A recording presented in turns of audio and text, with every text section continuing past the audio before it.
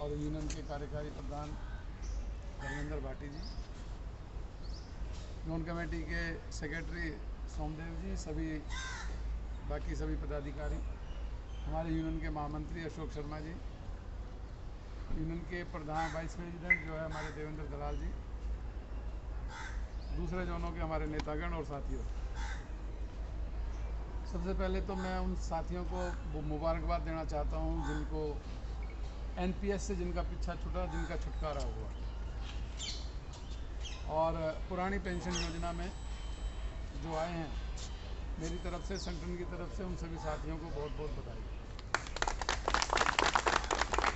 मौजूदा सरकार जिस तरह से काम कर रही है और ख़ासकर उस सरकार के एजेंडे में मजदूर वर्ग की जो स्थिति है, मजदूर वर्ग का जो स्थान है उस सरकार के एजेंडे में, तो उससे उम्मीद नहीं होती है कि ये सरकार ऐसी चीज़ें लागू करेगी जो मजदूरों के हित में होगी।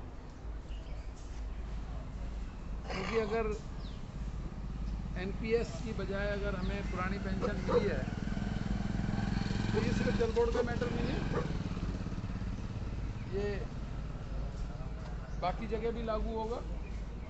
ये हो सकता है कोई भी चीज़ सेंट्रल की जब होती है तो जल बोर्ड में सबसे पहले लागू हो जाती है, ये हमारी खुशकिस्मती है।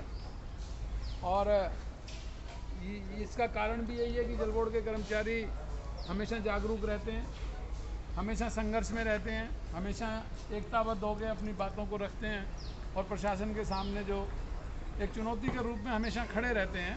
तो ये उपलब्धि है, किसी संगठन की उपलब्धि नहीं है, ये पूरे जल बोर्ड के कर्मचारियों की उपलब्धि है, उनकी एकता की उपलब्धि। संयुक्त का मांग पत्र अगर आपने देखा होगा तो उसमें भी हमने ये मांग रखी थी कि पुरानी पेंशन योजना को लागू किया जाए। और पिछले काफ़ी समय से हम ये कोशिश कर रहे थे कि वो, क्योंकि लिस्ट कई बार मांग चुके थे और उस पर कार्रवाई बाबू लोग या कहें कि अधिकारी लोग जो समय पे कार्रवाई होनी चाहिए वो नहीं करते थे। तो जब उन्होंने देखा कि ये विषय जो है ज़्यादा हाईलाइट हो रहा है, तो मांग पत्र के जाते ही सबसे पहले उन्होंने जिन चीज़ों पे कार्रवाई कर सकते थे उस पर कार्रवाई करके पुरानी पेंशन योजना को हमारे कर्मचारियों में वो लागू कर। तो इसके लिए सभी जिनको मिली है और जिन्होंने संघर्ष किया है, सभी मेरे लिए बधाई के पात्र। सेंट्रल गवर्नमेंट की अगर हम कार्यप्रणाली को देखें तो जो मजदूरों का स्थान है वो मैंने बता ही दिया।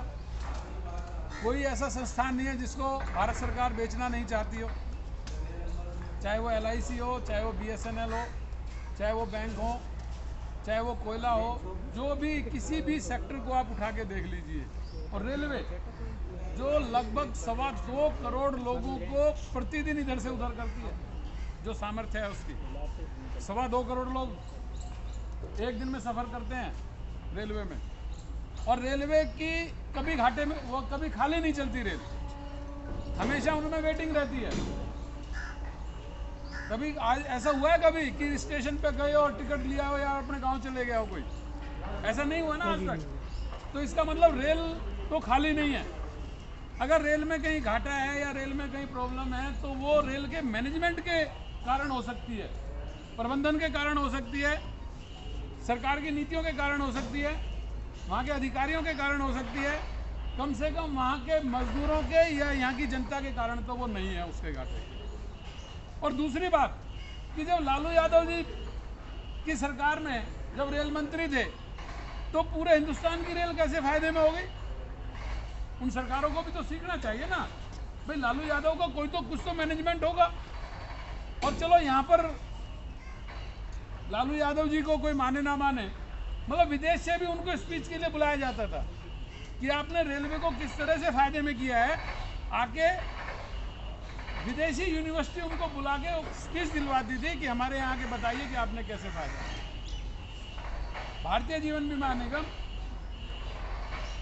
एयर इंडिया, जिस भी संस्थान के सामने भारतीय लग गया, इंडिया लग गया, भारत सरकार उसी को बेचने पे लगी। तो निजीकरण का फायदा और नुकसान तो आपको पता ही है। अभी बता रहे थे भाटी जी ना, पूंजीपति तो हमारे जो हैं मुकेश अंबानी, लगातार संपत्ति बढ़ने लग रही है ना उनकी, तो उनका तो कोई घाटा नहीं हुआ ना अभी तक। कोरोना में -24 डिग्री 25 डिग्री जाने के बाद भी उनको घाटा नहीं हुआ है। वो दुनिया के 10 सबसे टॉप पूंजीपतियों में उनकी गिनती हो चुकी है, इतनी संपत्ति बढ़ रही है उनकी। तो ये जो स्थिति है, और हमारे प्रधानमंत्री जी कहते हैं कि ये जो आपदा आई है, महामारी आई है, इस आपदा को अवसर में बदलना है। हमें अवसर में बदलना चाहिए बेहतरी के लिए। उन्होंने अवसर समझा है बेचने के लिए कि किस तरह से हम सार्वजनिक संस्थानों को बेच सकते हैं, क्योंकि इस महामारी के समय में पूरे देश की जनता डरी हुई है कि हम बाहर निकलेंगे तो कहीं बीमारी ना लग जाए, हम कहीं भीड़ भाड़ में जाएंगे तो कहीं बीमारी ना लग जाए। जो लाखों लाखों लोगों की रैलियां होती थी मजदूरों की, वो रैलियां अभी नहीं हो रही हैं बीमारी के कारण, और उसी का फायदा उठा के ये सरकार लगातार संस्थानों को बेचने पर लगी हुई है। विरोध प्रदर्शन जो होते थे वो तो नहीं हो पा रहे ना उस हिसाब से। अगर कोई यूनियनें करती भी हैं तो पहले घरों से तख्तियां लेके किया विरोध, फिर सड़कों पे डिस्टेंसिंग रख के किया। अभी 9 अगस्त को हिंदुस्तान की सभी ट्रेड यूनियनों ने भारत बचाओ के बरसी पे भारत सरकार के खिलाफ जो है धरना प्रदर्शन किया जंतर मंतर पे। आपको जान के हैरानी होगी, जो ऑल इंडिया के लीडर हैं उनके खिलाफ मुकदमे दर्ज कर दिए दिल्ली पुलिस ने, धारा 188 में। उसमें एमपी भी थे और फॉर्मर एमपी भी थे, उनके भी खिलाफ मुकदमे दर्ज हुए कि आपने सोशल डिस्टेंसिंग का पालन नहीं किया। इस तरह का भय का वातावरण बनाना सरकार ये चाहती है कि वो जिस तरह से चल रही है इस तरह से कोई भी उसके विरोध में खड़ा ना हो। हमारे प्रधानमंत्री जी तो आपदा को अवसर में बदलने की बात करते ही हैं। मुझे लग रहा है हमारे केजरीवाल जी ने भी प्रधानमंत्री की और कोई बात मानी ना मानी हो, ये बात जरूर मान ली है कि अब भी दिल्ली के अंदर आपदा को अवसर में बदलेंगे, और वो अवसर की शुरुआत उन्होंने की है जल बोर्ड से। वो जल बोर्ड से शुरुआत कर रहे हैं इस बात की। अभी आप लोगों को जानकारी होगी, 1 तारीख को अखबारों में टेंडर निकल गया है, टेंडर नोटिस। दिल्ली के अंदर 70 विधानसभाएं हैं, 70 हमारे यहाँ विधायक हैं। तो दिल्ली सरकार ने, दिल्ली जल बोर्ड ने यह फैसला किया है कि हम दिल्ली जल बोर्ड में 70 एक्शन बनाएंगे, यानी 1 एमएलए और 1 एक्शन। और उसका प्रोजेक्ट का नाम दिया है 1 जोन 1 ऑपरेटर। जब 70 जोन बन जाएंगे तो 70 जोन और 70 ऑपरेटर। इसका मतलब कि उस जोन को चलाने वाला 1 एक्शन होगा और 1 ऑपरेटर होगा।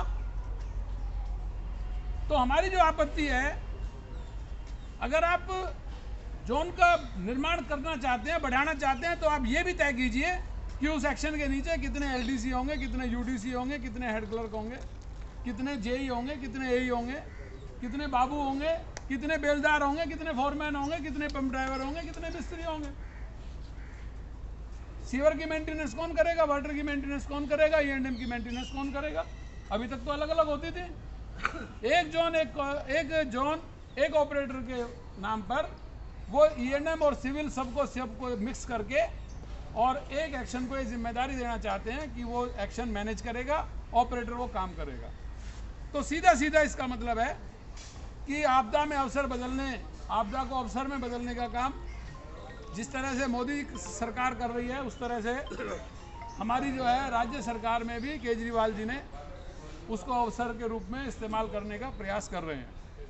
हमारी सारी ट्रेड यूनियन है दिल्ली जल बोर्ड की, जो भी मजदूर के हितों के लिए काम करती हैं, जो सही मायने में मजदूरों के लिए संघर्ष करना चाहती हैं, अपने लिए नहीं, मजदूरों के लिए। अपने लिए तो कोई भी आदमी, उसे संगठन की भी जरूरत नहीं है। हालांकि संगठन के लोग भी ऐसा करते हैं, अफसरों को 4 गाड़ी देंगे और अपना काम निकाल लेंगे। ऐसे तो बहुत है ना, जिन लोगों को नौकरी नहीं करनी वो ऐसे लोगों के साथ मिलेंगे कि यार साला अपना काम तो छुट्टी है, ठीक है, नेताजी के साथ हैं और सुबह से शाम तक अपना कहीं भी रहेंगे, आएंगे नहीं आएंगे, नेताजी के नाम पे मौज लेंगे। तो ऐसे संगठनों की मैं बात नहीं कर रहा हूं, मैं उनकी बात कर रहा हूं जो हमेशा से संघर्षों में मजदूरों के साथ रहे हैं। चाहे वो लाल झंडा यूनियन हो, चाहे वो श्रमिक विकास संगठन हो, चाहे जलमल संघ हो। जलमल संघ तो अब खत्म ही होगी, देवराज जी ने तो श्रमिक विकास संगठन ज्वाइन कर ही लिया है और वो तो राष्ट्रीय उपाध्यक्ष बन गए हैं अब, राष्ट्रीय उपाध्यक्ष। तो बहुत बड़ा पद है वो तो अब तो हमें ये भी उम्मीद है कि केजरीवाल जी अगर गलत दिशा में चलेंगे तो हम देवराज जी से कहेंगे यार तुम तो पूरे देश के, वो तो दिल्ली का मुख्यमंत्री है, तुम तो पूरे देश के उपाध्यक्ष हो, तुम्हें बात करनी चाहिए और उनसे कोशिश करनी चाहिए कि वो इस रास्ते पे ना चले। और हम भी ये चाहते हैं।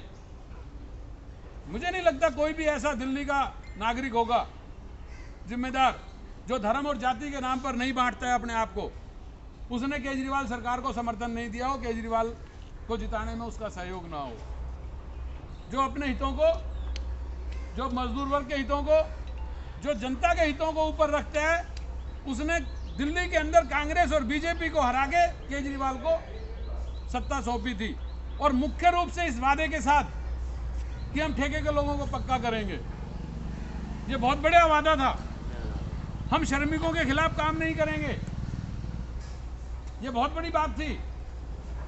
मुझे याद है मैं उसमें था जब श्रम कानूनों में संशोधन की बात आई, तो गोपाल राय जी जो श्रम मंत्री हैं दिल्ली के, उन्होंने घोषणा की थी कि दिल्ली के अंदर हम किसी भी श्रम कानूनों में मजदूरों के विरोध में संशोधन नहीं करेंगे। लेकिन आज जल बोर्ड को अगर हम देखें तो जो केंद्र सरकार कर रही है उसी रास्ते पे हमें लगता है केजरीवाल जी की सरकार भी जा रही है। तो ये जो समय है ये हमें आकलन का है, और हमारे लिए ना केजरीवाल बड़े हैं, हमारे लिए ना मोदी बड़े हैं, हमारे लिए ना मंदिर बड़ा है, हमारे लिए ना मस्जिद बड़ा है।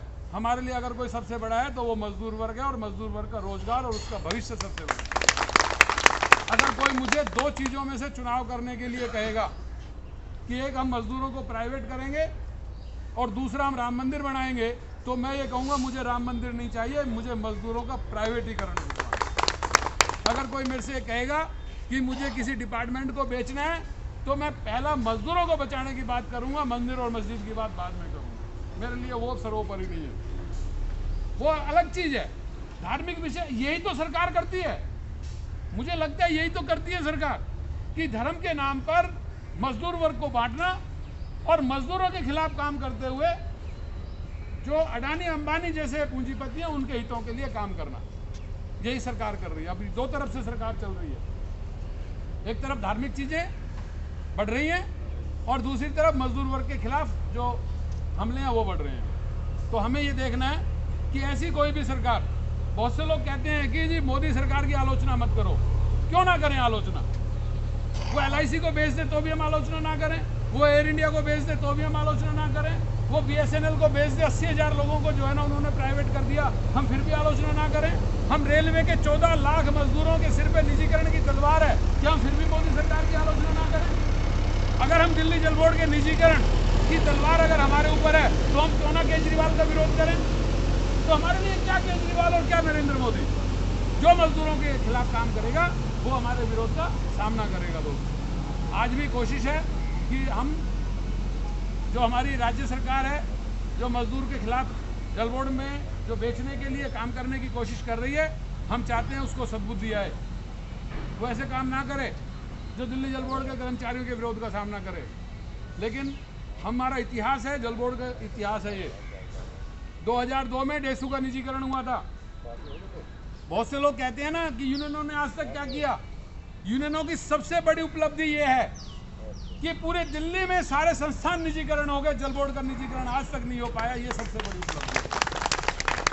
दिल्ली जल बोर्ड के निजीकरण का फैसला 1998 में साहिब सिंह वर्मा जी ने कर दिया था। 98 में विज्ञान भवन के अंदर घोषणा की थी। मैं विज्ञान भवन में मौजूद था, मैं यूनियन का जनरल सेक्रेटरी था उस समय। मेरे सामने साहिब सिंह वर्मा जी ने घोषणा की थी। वहाँ पे 4-5 यूनियन के लोग थे, सिर्फ 4-5। उन्होंने पूरे हॉल में खड़े होके उनका साहिब सिंह जी का विरोध किया, और जब ये बात आई कि आपका विरोध दर्ज किया जाएगा, तब जाके जो है ना वहाँ पे वोटिंग बंद हुई, नहीं तो उसका उनको बोलने नहीं दिया गया था विज्ञान भवन के अंदर। वो 1998 में की हुई घोषणा आज तक भी लागू नहीं हो पाई, और दिल्ली विद्युत बोर्ड के निजीकरण की एक हफ्ते में उन्होंने दिल्ली विद्युत बोर्ड का निजीकरण कर दिया। ये अंतर है जल बोर्ड में और उसमें। लेकिन सरकार की जो नीतियाँ हैं, सरकार की नीतियाँ ठेकेदारी की, सरकार की नीतियाँ निजीकरण की, सरकार की नीतियाँ भर्ती पे पाबंदी लगाने की, नए कर्मचारियों की भर्ती नहीं करने की, ये जो नीतियाँ हैं, इन नीतियों के खिलाफ अगर हमें लड़ना है तो हमें आर्थिक मांगों के साथ साथ सरकार की नीतियों के खिलाफ भी अपनी समझ बनानी पड़ेगी। हमें नीतियों के खिलाफ भी समझ होनी चाहिए हमारी, कि हम इन नीतियों का भी विरोध करें। उदारीकरण और निजीकरण का सबसे उजला पक्ष क्या है? हमारे बहुत से साथी बोलते हैं जब कि यार निजीकरण क्या, हमारी तो नौकरी पूरी हो गई। हाँ भाई, हमारी तो पूरी हो गई, लेकिन जिस पीढ़ी ने हमें ये नौकरी दी थी, क्या हम अगली पीढ़ी को ये नौकरी दे के जा पाएंगे? इस पे तो हमें विचार करना चाहिए ना, कि क्या हम जो जल बोर्ड हमें मिला था, आने वाली पीढ़ी को हम वो जल बोर्ड दे पाएंगे? इस पे तो हमें विचार करना चाहिए ना। उदारीकरण और निजीकरण का सबसे उजला पक्ष ये है कि ये मौजूदा कर्मचारी को कोई नुकसान नहीं पहुंचाता है। मौजूदा कर्मचारी के लिए तो VRS भी आ सकती है, मौजूदा कर्मचारी के लिए तो इकट्ठा पैसा देके भी घर भेज सकते हैं, लेकिन मजदूर वर्ग का भविष्य खराब करती है ये नीति। ये नीतियां जो हैं, निजीकरण उदारीकरण की नीतियां मजदूर वर्ग का भविष्य खराब करती हैं, मजदूर वर्ग को गुलामी की तरफ भेजती हैं। इसलिए ट्रेड यूनियन सिद्धांत रूप से निजीकरण का विरोध करती है और किसी भी सूरत में नहीं चाहती कि ठेकेदार का कर्मचारी हो, ठेकेदार के कर्मचारी की बजाय परमानेंट कर्मचारी की भर्ती हो। ये यूनियनों की हमेशा मांग होती है। अभी आपके साथ में हमारे बहुत से साथी होंगे जो ठेके के लोग होंगे, काम कर रहे होंगे। मैं कल MVV में गया था, एक बसंत विहार और महरौली प्रोजेक्ट है MVV। मैंने वहाँ पे कुछ पंप चालकों से और मेंटेनेंस के लोगों से बात की, तो वो कह रहे हैं किसी को 8,000 रुपये मिल रहे हैं, किसी को 10,000 रुपये मिल रहे हैं। ये मतलब दिल्ली का न्यूनतम वेतन जो 14,500 से ज़्यादा है, उनको न्यूनतम वेतन नहीं मिल रहा। कहने को दिल्ली में न्यूनतम वेतन सबसे ज़्यादा है, लेकिन वो लागू नहीं हो रहा है। और सरकार की नाक के नीचे, केजरीवाल की नाक के नीचे दिल्ली जल बोर्ड के अंदर आज भी ठेके के कर्मचारियों को 8 से 10,000 रुपये में काम करना पड़ रहा है। तो हमें जरूरत है संगठन की, हमें जरूरत है एकता की, और इस एकता और संघर्ष के अलावा और कोई रास्ता नहीं है। कोई दान में हमें 10,000 रुपये तो दे सकता है, दान में 15,000 रुपये कभी नहीं देगा कोई। एहसान करते हैं हमारे ऊपर, अरे तुम्हें कुछ तो पैसे मिल रहे हैं, हमें कुछ पैसे नहीं चाहिए, अपनी मेहनत का पूरा पैसा चाहिए। ये संकल्प हमारे ठेके के कर्मचारियों को भी करना पड़ेगा। तो ये जो लड़ाई है, ये सिर्फ जल बोर्ड के कर्मचारियों की परमानेंट की नहीं, ठेके के कर्मचारियों का भी मांग पत्र में हमने जोड़ा है कि ठेके के कर्मचारियों को समान काम का समान वेतन मिलना चाहिए। ठेके के कर्मचारियों को जो है परमानेंट, उनको आउटसोर्सिंग खत्म करके उनको परमानेंट किया जाना चाहिए।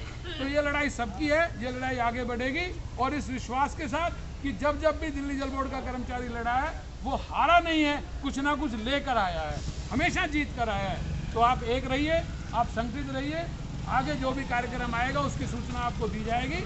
तो मुझे विश्वास है कि हम जीतेंगे। जीतने के अलावा और कोई हमारे सामने विकल्प नहीं है, जीतना ही हमारा विकल्प है और जीतना ही हमारा लक्ष्य है, उसके अलावा और कुछ नहीं है। धन्यवाद।